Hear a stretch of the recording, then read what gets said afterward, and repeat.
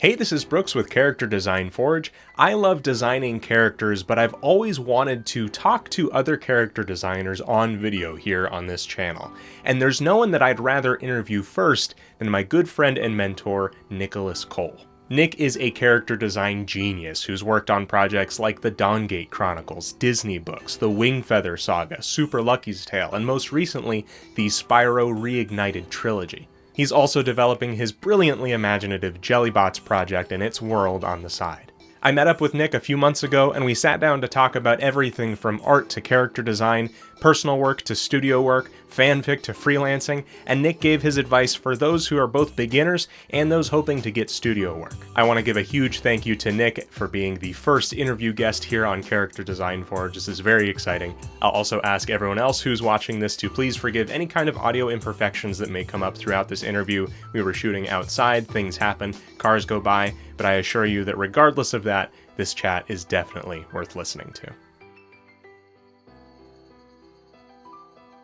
One of the sort of reasons I've always kind of felt drawn to your work is not just on sort of the surface level, aesthetically, and it's kind of why I kind of like end up saying same all the time to a lot of the things that you make, is that it's a lot of the underlying principles I feel I resonate with a lot too. Can you sort of talk about sort of your, what some people call the why, right? Or sort of what guides you as you make stuff? Yeah, I think for me it's largely always been about the sort of spirit of the thing and the kind of stuff that I really want to see more of in the world, which I think it's just, there's too little kind of delight out there. And maybe that's just like a function of like a limited worldview and kind of what the internet brings to you via the newsfeed and stuff, but there just seems to be like an excess of grief and just not a lot of people stopping to remind each other that not everything sucks completely, you know? Right. A lot of things do, and I think it's important not to forget that either, but I think that if you have it in you still and in any way to sort of stop and notice that things are and can still be beautiful in the midst of tragedy and difficulty and sort of, you know, whatever the decade is throwing you, then so I think there's like a desire to just make beautiful things, particularly for children, but also for adults who want to remember their childhood. And I think we're in this like phase of nostalgia, sort of generationally, and it's hard not to get swept up in that, but also I want to create maybe things that remind me of childhood that aren't literally just recreations of exactly the things of my childhood. You know, like I feel like what was so amazing about those things that we experienced, those Nintendo games that happened in our lifetimes for the first time ever, was that there was nothing before that, and then suddenly there was Mario. And my great hope is not to necessarily make Mario 10, you know, or like the next Mario game again, but to be around people, and be around the sort of spirit of creativity where that next Mario happens out of scratch, where before there was nothing and now there's something new. And so that's always like the hope and the dream, is to be part of a design process where like that next thing happens for the first time.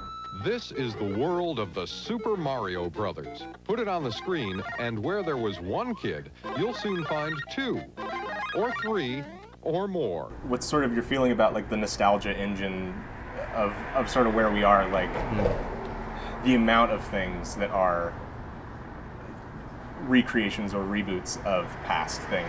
What's kind of your headspace on it, or is it a complicated relationship? It's so complicated because it is really still delightful. Like it's still really fun to see these things come back around and to see the franchises that we grew up with kind of not lose steam, but even in some cases like build steam and grow into things that they never could have been before.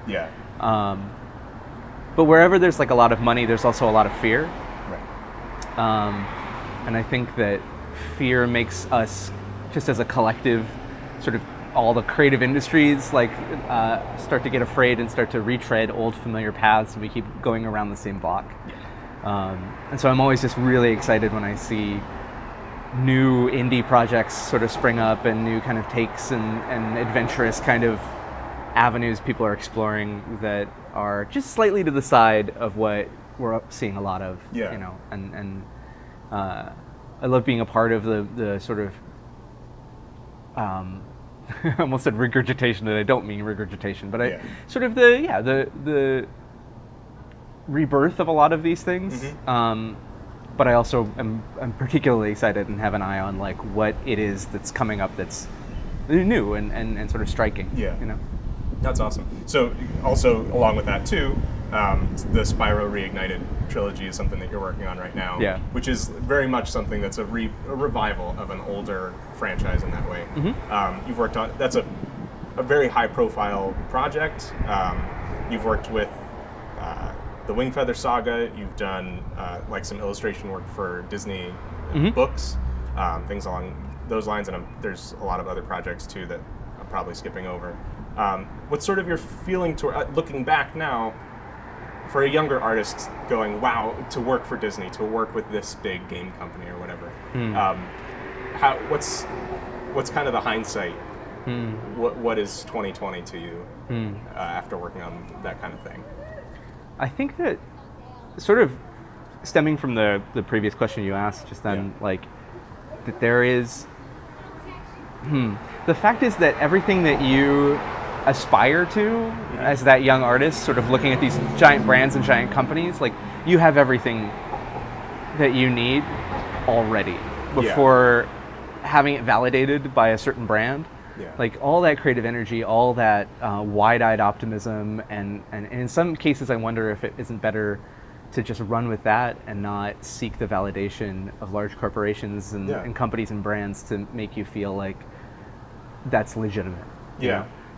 And I think we all want that kind of button, that little like, oh yeah, I did that, and and resumes are a real thing, and these things build a career. But I think if you have those like, I don't know, those kind of fresh-faced kind of new ideas, and you have a crayon, then you can do almost everything you would need and start right there. And I don't think I knew that. I think I really expected things to be so different and so much more, I don't know, kind of hard to explain, but more professional, more sort of dressed up and completely beyond what I was doing before. And there are like a lot of best practices and things I learned along the way. But it is essentially, that creative energy and nurturing that spirit of just like, what if, you know? It's hard to keep hold of that sometimes after a while and keep those fresh ideas coming and those new things kind of like popping out of nowhere and staying optimistic and staying like, excited about a project or engaged. And I think when you're a kid and that just happens naturally. And before you're in an industry position, you're just a nonstop idea generator, and it just keeps coming and coming and flowing, and there's always a new comic or OC or whatever that, and that's very much still the engine of design that keeps the whole thing running. It's almost like it seems like when you are used to viewing something as entertainment and you're consuming it and you're excited by it, it makes you the equivalency there is like, oh, well then it must be fun to work on. And of course it's fun to work on. It is fun to work on. But there's like so much more involved with it that it's for sure. Obviously watching a movie and filming a movie are different experiences completely, and so to go to the other side of it, I'm sure is like. But making fan art and making concept art aren't actually all that different. Like creating, and that's I guess what I kind of mean by the sense that you have everything you need before you're even vetted by these companies. It's like if you're making killer sort of fan recreations or just contributing to lore via fan fiction and stuff like that, you're already doing the work. Like I don't think a lot of people understand when they're doing these like fan skins for characters in games like Overwatch or League of Legends or whatever. They're basically doing everything that they would be doing professionally. It's just that nobody's put their stamp of approval on it yet. Kill all the momentum in the conversation. Sure, no worries. And we're back. I don't know what sort of the specifics of it, but it's so happened, or you continue to bring John Lauren along with you. Yeah, absolutely. Illustrator, friend of yours. You're working freelance, oftentimes remotely on projects. What's it like to sort of move from project to project and maybe work with someone that you're familiar with through those times? And also, like, what kind of balance do you strike when you're not in office working on big projects? Like the difference. Obviously, you have worked in studio settings before. Yeah. Well, the thing about freelance and pulling people along like that with you is that you learn very quickly that when everything else is in flux, like the project, the company, and stuff like that, at least for me and my experience, and I think John would probably say the same, what matters is the people that you're working with and the teams that you're connecting with. And if you have a great working relationship with somebody, that's in some ways a lot rarer than you'd hope. Right. but it's also really great when you find it. And so John and I just have a natural kind of rapport, and we've forged that over a number of projects at this point. And so when I say, there's certain slang, sort of little in-speak kind of things that we have where I can just, sort of nudge him on, silhouette or pop that or whatever. It's just sort of like little shorthand that we just always understand between each other. And so that makes it very easy. It's one thing to want to pursue cool projects, and that... How about restarting it again? We're just going to wholesale...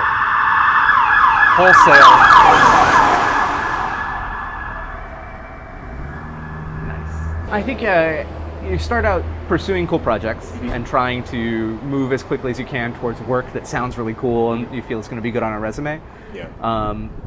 And that's a totally viable way to do this thing, but you find very quickly that if the people aren't people you can really connect with, and people whose like vocabulary and way of thinking visually and design style like really mesh with yours, it's going to be really difficult in the long run. And no matter how cool the project is, you can wind up feeling really battered around.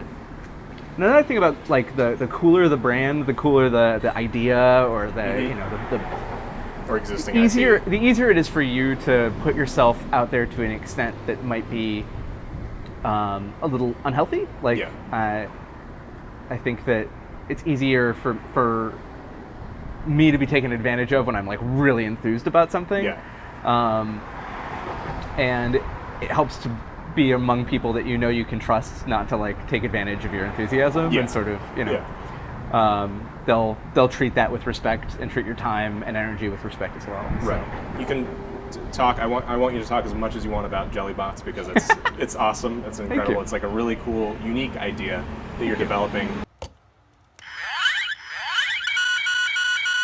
Jellybots is a story set at a place called Frontier Academy, a school on the border between worlds where the curriculum is taught in a substance called jelly.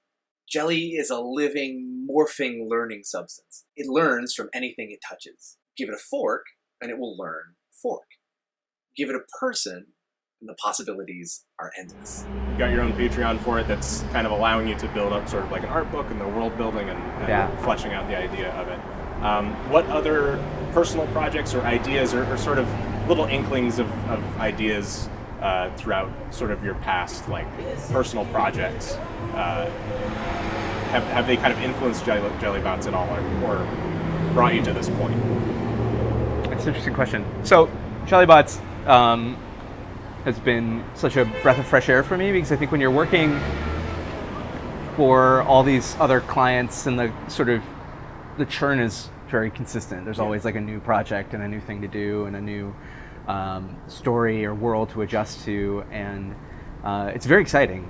And I tend to bring a lot of like emotional energy to a project, and I think I would say that's like a strength, but it's also a weakness because it's very draining and it can be very difficult over time to be constantly sort of giving away that emotional energy without taking the time to sort of fill that tank back up. And I think Jellybots is a way that I fill that tank back up, just from a selfish perspective. It's a way for me to take some of the energy that builds slowly, that kind of angst where you're like, I just want to do my own thing, and you just get really pent up, and at some point you just really need to find a space to vent that into, so that if you're feeling that frustration, you're not taking that out on somebody else's innocent, totally, not like a great project that you're lucky to be working on. I think I just approach that more healthfully and happier when I'm also feeding my own desire to create things from scratch. Yeah. So Jellybots has been awesome that way. And I think, again, so like the first question you asked about the why, you know, just realizing that I wanted to put more color and life and playful fun into the work I was doing and putting out there. It's sort of a funny thing that you start to do this personal work that matters to you, and if you put it out there and people see it, they start to identify you with the work that you're doing. It's pretty basic stuff. It's you know, there's nothing crazy about that. Like they see that you're doing this work, they start to associate you with a certain look and feeling. And if you are doing that from a sincere place, I've found that the quality of like projects that I've gotten to work on has sort of increased over time, or at least the specific sort of frequency that I'm dialing into feels more close to home, like close to my heart, because putting Jellybots out there means that people are seeing work that I really care about. And then they come with projects that are similar or related, and so I've gotten to do a lot of really fun stuff that is more colorful. Things like Sleep Tight, that's coming out soon, has kind of that playful childhood kind of colorful energy that in some ways sort of stems from Jellybots. And even the work I did with Play-Doh, I worked for Hasbro for a while and did some sort of world development and character design stuff for Play-Doh as a brand and a storytelling kind of concept. And that was very influenced by Jellybots. And it was funny because I came into that interview thinking we were just going to talk about one particular subset of the work that they wanted me to do. And then they saw Jellybots in my portfolio, and it changed the conversation, and they were like, oh, we had another thing we were thinking of. You might be good for this. And then that spiraled out from there and became this really cool chapter of the last couple of years of work. So that's awesome. Doing stuff like that frees me up internally, but it also starts to sort of affect the daily in and out of freelance work, which has been really cool. That's awesome. I mean, it feels like it stands to reason that the work you put in your portfolio is the kind of work you're going to attract. Like, if it's purposeful and if it's the stuff that you care about, it's going to show through. Right? Yeah, and I think if you spend your time trying to guess what other people are going to like or be drawn to, you're shooting yourself in the foot to some extent. You know, because they're just going to see you straining and striving to force yourself into a shape that you don't naturally assume. And they're going to want you to be that person when they hire you on for work. And so I think it's all about finding a balance between what people need and want and what you love to give. You know? Awesome. And I find that things like Jellybots, things that are more playful, more colorful, more bright, and a little bit more sort of angled at kids and the young at heart, are things that I really love to give back to the world. And that broodier, angrier, grittier kind of, you know, thing, which is where I came from. Like, it's definitely, I had my high school phase, I had my gritty kind of years of angry, superhero-y, you know, skulls and swords and bones, and, you know, it's just, I'm over it. You know? That's actually my next question for you. Oh, cool. Instead of sort of asking about what your experience was from high school and through RISD and everything, I was just going to ask, what is your personal history with the color pink in your color pink? Yeah. So Jellybots is basically like the project that is like the monument to the color pink in my work, in some sense. I started out like a lot of high school kids and a lot of, I think, young boys drawing do, very afraid of color, very into line and sort of black and white because it was safe. And color was a thing I was scared of, a thing that, it was just sort of difficult to get my head around in addition to line and shape and form from an early age. And coming out of comics, there was an idea that I could just be a penciler or an inker and never have to have anything to do with color in my work. But I always wanted to work in color. I always had that desire, but every time I would do it, it would come out like just very extra, very wrong, very, you know, like the most awkward sort of singing audition you've ever heard at a high school musical. You know? And I just didn't know what to do with my desire. Yeah. You know, it was hard to want to be good at something and just not be able to connect my mind and hand together to make that happen. And slowly I experimented with different colors and stuff, and there's a gravity, especially, I don't know, maybe it's specific to my generation, and I think I see it breaking up a little bit more now, which is great. But there's like a old school masculinity that like sells color to boys like only in the palettes available to men's razors. Yeah, you know, greens, like blues, and yeah, grays. greens, blues, grays, masculine colors. Did I You know, mention and so I got black? really good at like gunmetal gray, Right. and really good at like dark blue and brown Yeah. and bluey browns and browny blues and. Razors is the exact like. Yeah, that's like totally what like it is. Gillette, you know, Yeah. just like and PlayStation, Right. Not to go after, but I realized. Actually, I had to have someone tell me down the line in the middle of college. One of my professors sort of stopped me in the middle of a piece and was like, "You know what this piece could use?" And I was like, "Oh no, more spikes, like some skulls. I think some fire." Yeah. She was like, "No, the color pink." I was like, "You what?" Yeah. Like, no, no, bro. Like, I couldn't squeeze into my head at the time that like pink was a color that was available to me. Yeah. I had such a hang up, Yeah. and such a long history of trying to like be an artist, but broy enough to pass as like one of the guys, just cool, you know. Into Pokemon, but not too into Pokemon, you know, like I got a RISD into on the cool ones like Charizard, but like Jigglypuff, whatever. Yeah. I got into RISD on his football scholarship, so it's okay that I'm here. Yeah. Right. And it was so liberating to finally just encounter that point. It was like, oh, I don't have to pretend to be this person anymore. Yeah. And actually using pink Right, and embracing like these things that I had avoided, these huge blind spots in my portfolio and my work, opened up a whole world to me of stuff that I had always loved and was always drawn to, but never felt at liberty to admit to. You know, never felt like anybody giving me permission to just really love Jigglypuff. Sure. And, you know, design things that were deliberately cute on purpose. Right. And lean into a certain kind of appeal in design that wasn't at the time open to young, angry men. Yeah.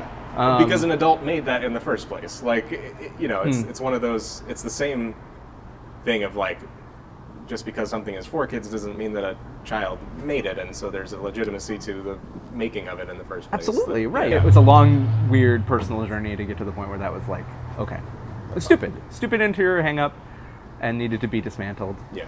And so sometimes I see that in other young artists, and